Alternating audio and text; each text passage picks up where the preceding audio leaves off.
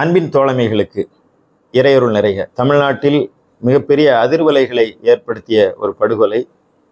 Tirunelveli down பகுதியை சார்ந்த முர்துஜஹான் தைக்கா வக்பினுடைய முத்தவல்லியாக இருந்து ஓய்வு பெற்ற காவல்துறை உதவி ஆய்வாளர் ஜாகிர் ஹுசேன் பிஜிலி 2025, அதாவது இந்த ஆண்டில் மார்ச் 18ஆம் தேதி ரமலான் மாதத்தில் நோன்பு வைத்த நிலையில் ஃபஜ்ர் தொழுகை என்று சொல்லக்கூடிய அதிகாலை தொழுகை முடிந்து வரும்போது அவர் படுகொலை செய்யப்பட்டுள்ளார்.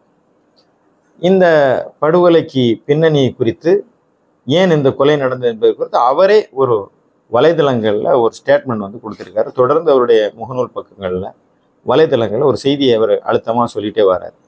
என்ன செய்தி சொல்கிறாரு அப்படின்னா, சுருக்கமாக நாம் அவர் சொன்ன செய்தியிலிருந்து புரிந்து கொண்டது என்னவென்று சொன்னால், வக்ஃபு இடம் தொடர்பாக அங்கே தௌஃபீக் என்று சொல்லக்கூடியவருக்கும் அவருக்கு இருந்த அந்த மோதலை குறித்து அவர் சொல்கிறார்.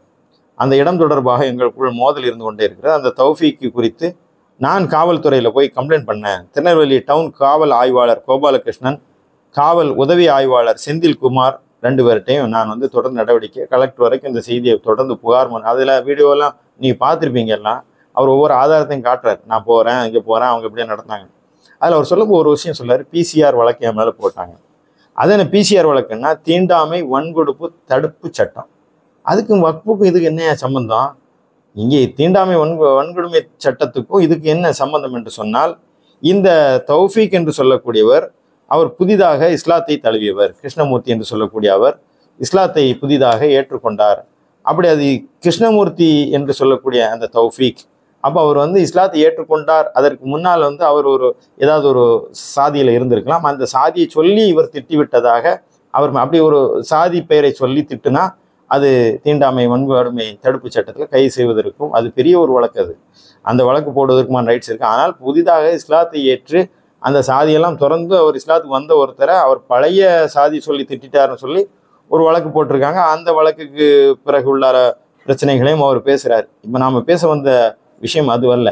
இப்போ இந்த தௌஃபீக்குக்கும் அவருக்கும் உண்டான அந்த 2 விஷயங்கள், அந்த தௌஃபீக்குக்கும் அவருக்கும் உண்டான அந்த மோதல், அது தொடர்பாக காவல்துறைக்கு அவர் அளித்த புகார்கள், இது எல்லாத்தையும் விட அவர் சொன்ன செய்தி, என்னை அவர்கள் கொலை செய்து விடுவார்கள், அந்த பயம் எனக்கு இருக்கிறது. அதனால் முதலமைச்சருக்கே அவர் ஒரு வேண்டுகோள் விடுக்கிறாரு.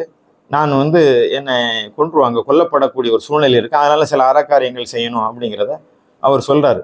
ஆனால் இந்த செய்தியை அவ்வளோ கவனக்குறைவாக தமிழ்நாடு அரசு கையாண்டது என்று தான் நாம் கருத வேண்டும். அவர் எப்படி பயந்தாரோ அதே அடிப்படையில் அவர் கொலை செய்யப்பட்டிருக்கார். இப்போ நீங்கள் யோசிச்சு பாருங்கள், ஒருவர் சாதாரண ஒரு ஆள் அல்ல. அவர் யார் என்று சொன்னால், அவர் முன்னாள் முதலமைச்சர் கருணாநிதி அவர்களுடைய தனிப்பிரிவு அதிகாரியாக இருந்து செயல்பட்டவர்.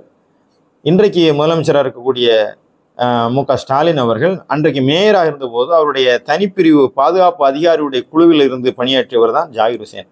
அப்படிப்பட்ட காவல்துறையில் பணியாற்றிய ஒரு அதிகாரி, அதுவும் வலைதளங்களில் எனக்கு என் உயிருக்கு ஆபத்து இருக்கிறது, என்னை கொன்று விடுவார்கள் என்று சொல்லி அவர் அவ்வளோ விஷயங்களை ஜனவரி 8ஆம் தேதி இதை பதிவிடுறாரு. இப்போ அவர் கொலை செய்யப்பட்டது மார்ச் மாதம். இவ்வளோ நாள் அந்த செய்தி வந்த பிறகும் கூட அது குறித்து எந்த நடவடிக்கையும் ஏன் எடுக்கப்படவில்லை என்ற ஒரு கேள்வி இருக்கிறது. இப்போ இந்த இடத்துல இதை நிறுத்திட்டு, இதுக்கு முன்னாடி ஒரு வழக்கு அதே மாதிரி நீங்கள் பாருங்கள். இதுக்கு முன்னாடி என்னென்னா, இந்த 2யுமே நீங்கள் இணைத்து பார்க்க வேண்டிய ஒரு இடம் இது என்று நான் கருதுகிறேன். புதுக்கோட்டை மாவட்டம் திருமயம் அருகில் உள்ள துளையானூர் அப்படிங்கிற ஒரு பகுதி இருக்குது. அந்த துளையானூரில் கல்குவாரிகள் செயல்பட்டு கொண்டிருக்கிறது. அதில் RR ப்ளூ மெட்டல் அப்படிங்கிற ஒரு கல்குவாரியில் சட்டவிரோதமாக அளவுக்கு அதிகமாக கற்களை வெட்டி எடுப்பதாகவும் 70,000 டார்ஸ் லாரிகள் மூலம் சக்கைகளெல்லாம் திருடிட்டு போகிறாங்க அப்படின்னு சொல்லி வெங்களூரை சார்ந்த சூழலியல் செயற்பாட்டர் ஜக்பர் அலி என்கிறவர் மாவட்ட ஆட்சியர், மாவட்ட கனிமவள துறை உதவி இயக்குனர், வட்டாட்சியர், தாசில்தார் சொல்லி தொடர்ந்து அவர் புகார் அளிக்கிறார். அப்போ அவருடைய புகார் அளித்த இதில் என்னன்னா, அவரே இதே மாதிரி ஒரு வீடியோ போடுறார். எப்படி இவர் ஜாகிர் ஹுசேன் வீடியோ போட்டார், அதே போல் ஜக்பர் அலி ஒரு வீடியோ போடுறார். அந்த வீடியோவில் இந்த விஷயத்தை தெளிவாகவே சொல்கிறார்.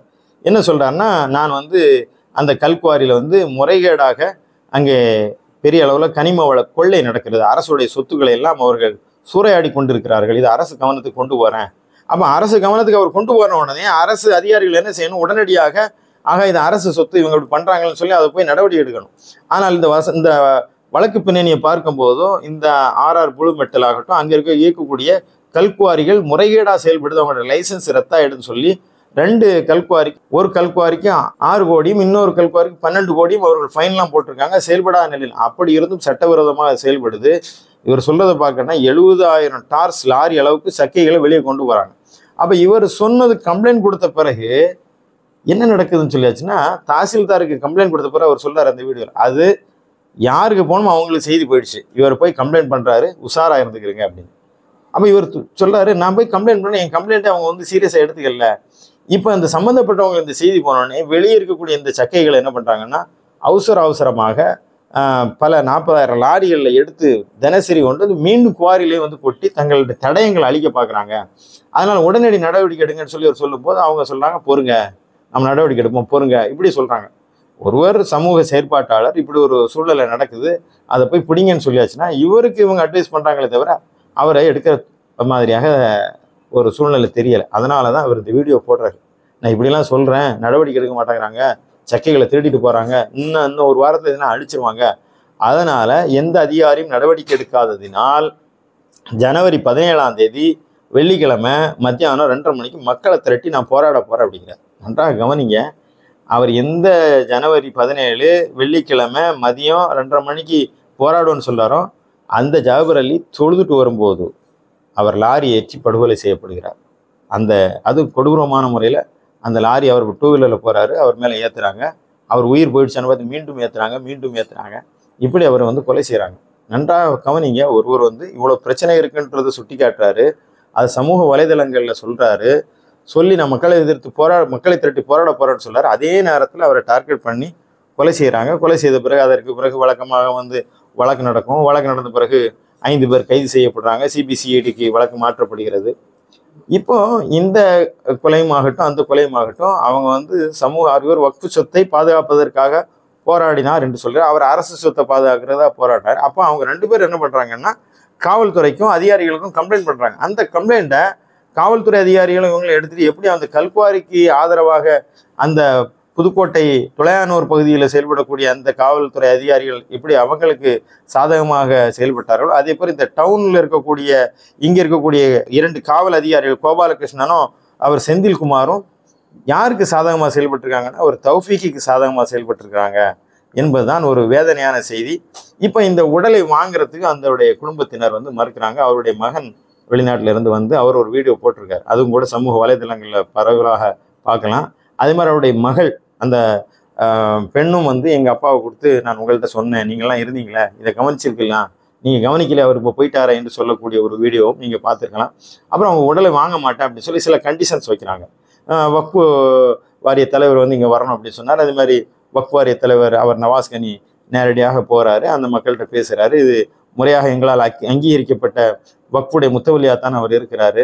அதனால் இந்த விஷயத்தில் நாம் சில பாதுகாப்பு நடவடிக்கைகள் எடுக்க வேண்டும் என்ற சில செய்திகளையும் வக்ஃபு வாரிய தலைவர் நவாஸ் கனி இங்கே சொல்கிறாரு. அதே மாதிரி அவங்க கொடுத்த இன்னும் சில கோரிக்கைகள் என்னென்று சொன்னால், ஏற்கனவே இந்த கொலைக்கு பின்னாடி இந்த கொலை நடந்த பிறகு 2 பேர் போய் சரணடைகிறாங்க.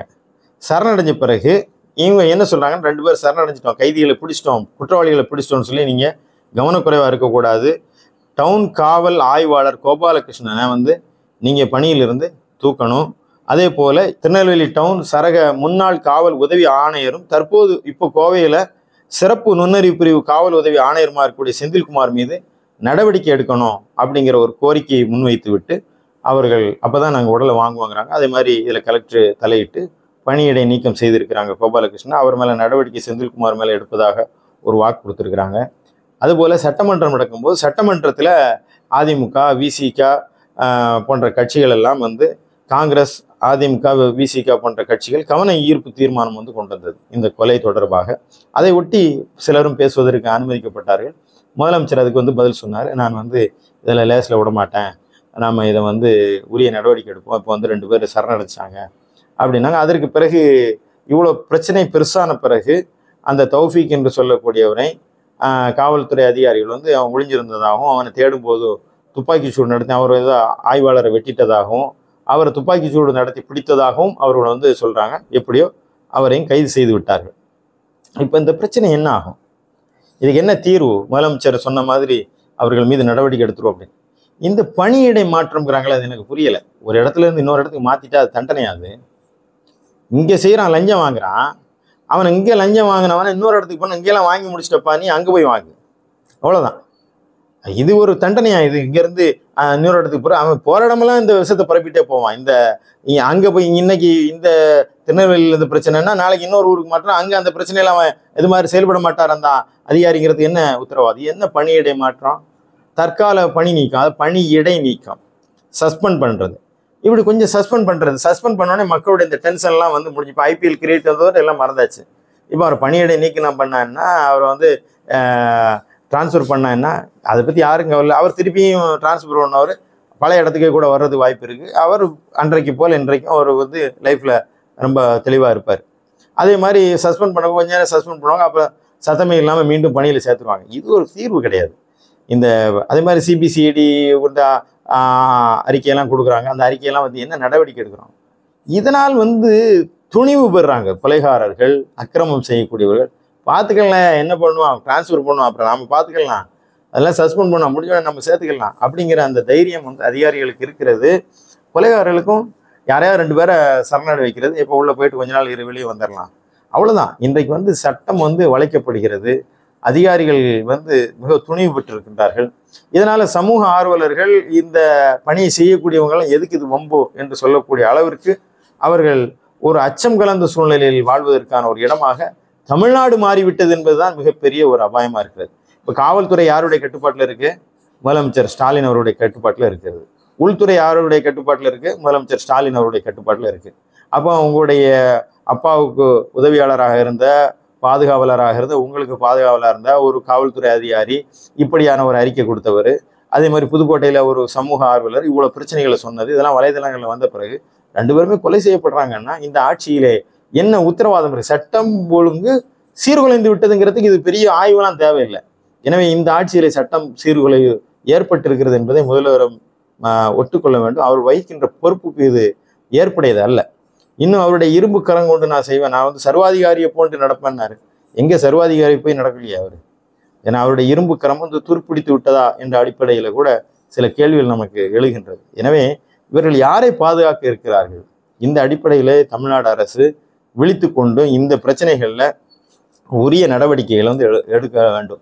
அவர்கள் யாரை குறித்து இறந்து போனவர்கள் புகார் அளித்தார்களோ அவங்க தான் போயிட்டாங்கன்ற அடிப்படையில் அந்த புகார் மீது உரிய நடவடிக்கை எடுக்கணும். அவன் என்ன இடத்துக்கு கொடுத்துருக்கான், என்ன ஆக்கிரமிப்பு நடந்திருக்கு, அதில் உரிய தண்டனை பெற்றுக் கொடுப்பது தான் அந்த மரணத்திற்கு நாம் பெற்றுத்தருகின்ற ஒரு நீதியாக இருக்கணும். அந்த புகார்கள், அந்த கல்குவாரி மீது உண்டான புகாராகட்டும், அல்லது திருநெல்வேலியில் அவர் கொடுத்த வக்ஃபு சொத்து மீதான அந்த புகாராகட்டும், அதில் சம்பந்தப்பட்டவர்கள் மீது உரிய நடவடிக்கைகள் எடுக்க வேண்டும். இது அந்த மரணத்திற்கு தரக்கூடிய முதல் நீதி.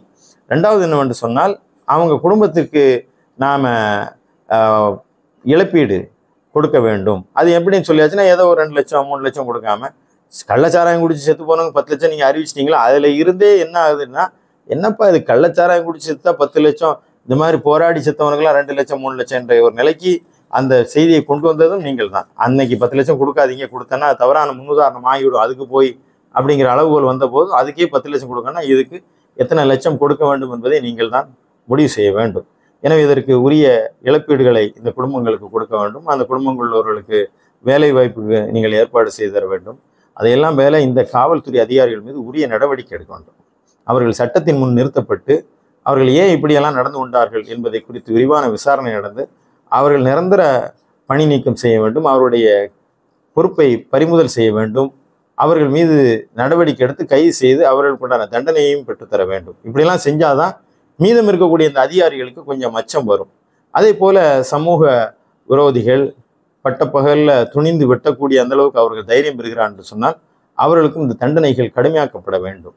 அது யாராக இருந்தாலும் பாரபட்சம் இல்லாமல் இந்த தண்டனைகளை கடுமைப்படுத்துவதன் மூலமாகவும் உரியவர்கள் மீது நடவடிக்கை எடுப்பதன் மூலமாகவும் அந்த புகார்கள் மீது நீங்கள் உரிய நடவடிக்கை எடுப்பதன் மூலமாகவும் அந்த குடும்பங்களுக்கு இழப்பீடு கொடுக்கக்கூடிய வகையிலும் நீங்கள் செயல்பட்டாலும் கூட இந்த கரை என்பது தீராத கரைதான். சட்டம் ஒழுங்கு சந்தி சிரிக்கிறது என்ற அடிப்படையிலே தமிழ்நாடு அரசு இந்த செய்திகளிலிருந்து பாடம் பெற வேண்டும். தங்களுடைய கவனத்தை கூடுதலாக செலுத்தி சமூக ஆர்வலர்களுக்கு சூழலியல் செயற்பாடுகளுக்கு உரிய பாதுகாப்பையும் நம்பிக்கையும் வழங்க வேண்டும்.